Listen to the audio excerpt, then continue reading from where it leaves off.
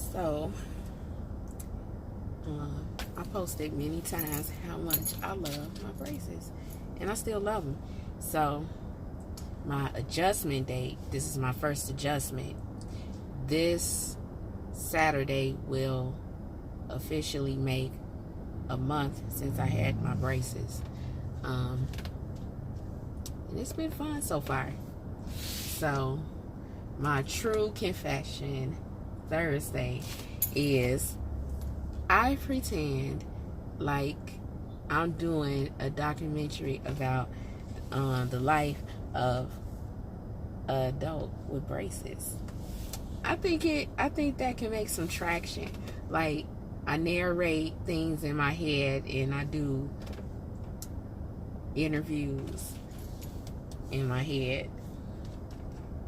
That might make me sound crazy, but it makes me happy. And happy is good.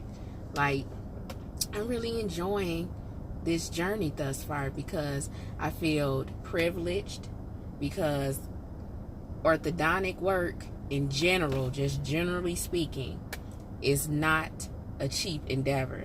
It's not like a little bit out of the budget, I think, for many people. At least for me, it's not. Like, this is a big investment I'm making, but it's worth it. You know, and I remember in econ, it's cost versus value. So you got to weigh those. And it's a lot of value to this.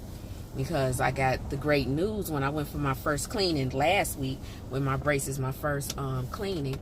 And I had gum disease, and I was working on it, because I had to get a lot of that gum disease cleared up before I could even get the braces. So and the numbers of the pocket dats can go from 1 to 10, 10 being the highest, of course 1 being the lowest, and generally they don't want you to go over a 3. They want you to stay between 1 and 2s, but 3s are okay, but 3 is like the highest.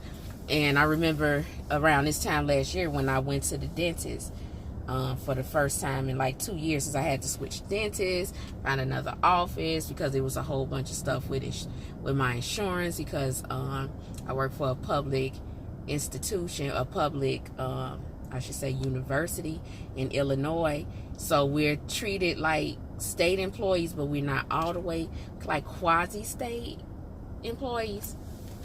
And so, but we use a lot of structure as state employees. Like, we use insurance that's similar to them. In Illinois, went through a point where they were like years and years behind paying insurance claims and things like that. So I had to switch dentists, and long story short, so I went for the first time in like 2 years, a year and a half last year, and my numbers, I had 110, I had a couple of 9s, I averaged about 8, and that's where I was at. And when I went last week, my highest number was a 5, and that's still like not, ideal, but coming from a 10 last year, I'm proud.